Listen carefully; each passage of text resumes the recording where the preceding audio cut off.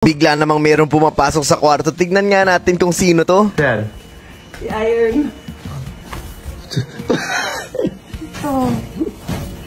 Baki. Yun naman pala. Ang cute-cute naman pala ng Baki boy namin. Pero guys, huwag na natin patagalin to. Meron akong gustong i-share sa inyo ngayong araw na to. Sabi sa Ecclesiastes 7 verse 13, accept the way God does things. For who can straighten what He has made crooked? Napakasimple lang, no? Tanggapin lang natin kung anong gusto ni Lord. Sobrang dami sa atin ang pinagdadasal is yung solusyon sa problema. Eh, paano pala kung yung problema yung pinakasolusyon para magbago tayo? Tapos pinagdadasal natin na sana ganito, sana ganito. Eh, paano kung yun talaga yung gusto ni Lord? Na dumaan tayo sa hirap. Pinagdadasal natin na sana gumaling na sa sakit. Eh, paano kung inalaw talaga ni Lord yung sakit na yun para matuto ka? Na inalaw ni Lord na masira yung negosyo mo dahil mali na yung pinupuntahan. Tanggapin lang natin yung pamamaraan ni Lord. Kasi kahit gusto mong diretsuhin yan, pero kung gusto niyang balubuloktot yan, wala tayong magagawa. Mapapagod ka lang lalo, mahihirapan ka lang, mas-stress ka lang, madedepress ka lang. This very verse shows that we should not lean on our own understanding. Gusto ni Lord sa moment na to, mawala sa'yo ang lahat para matuto ka.